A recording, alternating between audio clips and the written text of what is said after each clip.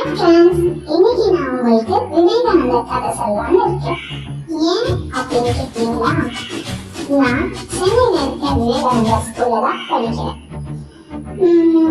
விவேகானந்தர் பற்றிய கதைகளை தெரிஞ்சுக்கணும் அப்படின்னு கூகுள்ல சர்ச் பண்ணி இந்த கதையை நான் எடுத்திருக்கேன். தமிழக மக்களுக்கு அவர் கடிதம் எழுதியிருக்காரு.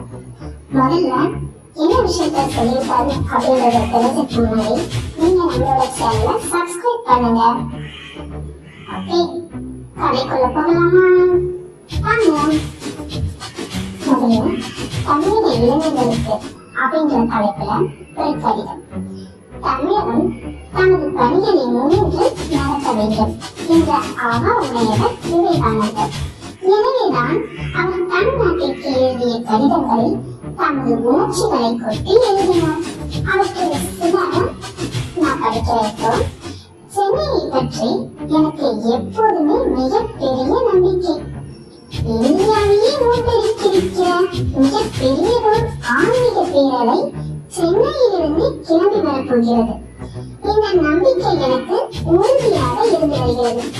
சுயநலமற்ற முழு ஆற்றலையும் கொண்டு பணிபுரிய வல்ல, உயிர் போகும் வரையிலும் பாடுபட தயாராக இருக்கும் எத்தனை பேரை தந்துவது சென்னை ஆயத்தமாக இருக்கிறது. கல்கத்தாவிலே ஆயிரக்கணக்கானவர்கள் நமது இயக்கத்தை ஆதரிக்கிறார்கள் என்றாலும் நான் அவர்களிடம் வைப்பதை விட சென்னை மக்களாகிய உங்களிடம் அதிக நம்பிக்கை வைத்திருக்கிறேன். எதையும் உங்களால் சாதிக்க முடியும் என்று நம்புவீர்களாக. நமது சார்பில் இருக்கிறார் என்பதை அறியுங்கள்.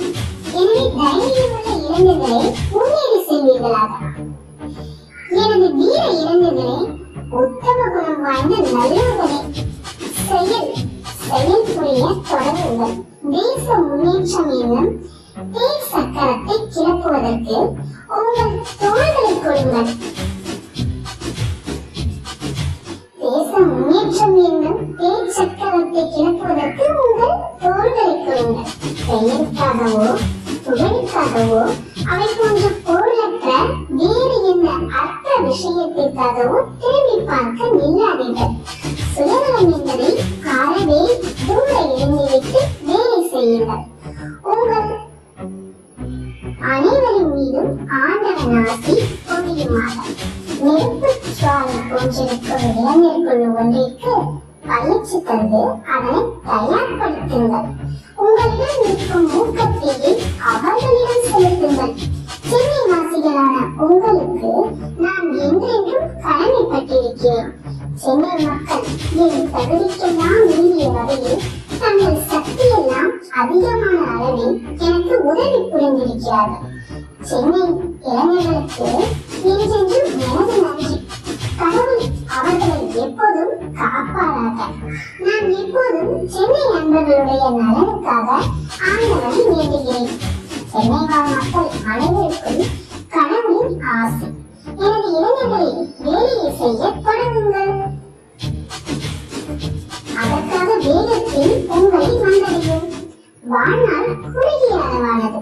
பெருங்காரியம் ஒன்றின் பொருட்டு அதை தியாகம் செய்து விடுவீர்களாக. பணிபுரிவீர்களாக. தைரியம் மிக்க என் இளைஞர்களே, நீங்கள் அனைவரும் மகத்தான காரியங்களை சாதிப்பதற்காக பிறந்தவர்கள் என்று நம்புங்கள்.